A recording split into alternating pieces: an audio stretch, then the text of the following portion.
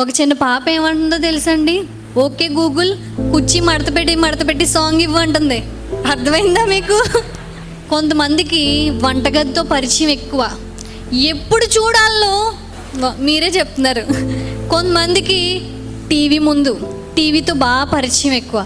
వాళ్ళ ఇంటికి ఎప్పుడు వెళ్ళండి, వాళ్ళు ఎక్కడుంటారు? టీవీ అంటే వాళ్ళంటే కొంతమందిని ఎప్పుడు చూడు ఫోన్తో బీభత్సమైన సంబంధం, అనుబంధం, ప్రేమానుబంధం ఫోన్తో చాలామందికి. కొంతమందికి ఎప్పుడు ఫోన్ చేసినా మీ లైన్లన్నీ బిజీయే. కొంతమందికి ఆ పరిచయాలు ఎక్కువ. కొంతమందికి చాటింగ్లో, ఎప్పుడు చూసినా చాటింగ్లే, గేమ్స్ అని అవని ఇవని యవనస్తులు వేటితో పరిచయం, అనుబంధాలు పెంచుకుంటూ ఉంటారు. ఎలా అయిపోతుందో చూడండి. చిన్న పాప, ఆ అమ్మాయికి 1.5 year ఉంటుందేమో, 2 సంవత్సరాలు కూడా పూర్తి అవ్వలేదు. అంత చిన్న పాప వెళ్ళి ఓకే గూగుల్, కుర్చీ మడత పెట్టి సాంగ్ ఇవ్వంటుంది. అలా ఒక్కొక్కరు ఒక్కొక్క దానితో పరిచయాలు. చాలామంది ఫోన్లో, ఫేస్బుక్లో ఎవరెవరితోనో పరిచయాలు.